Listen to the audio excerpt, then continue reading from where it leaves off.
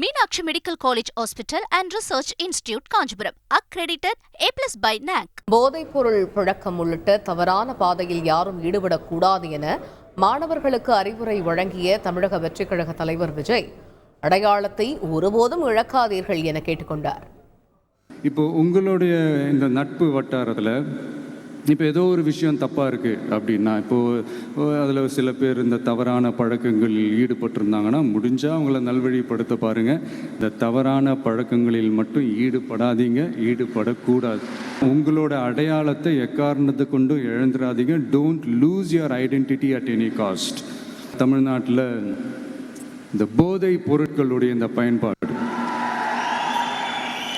அதெல்லாம் முக்கியமாக யங்ஸ்டர்ஸ் மத்தியில் ரொம்பவே அதிகமாகிருச்சு.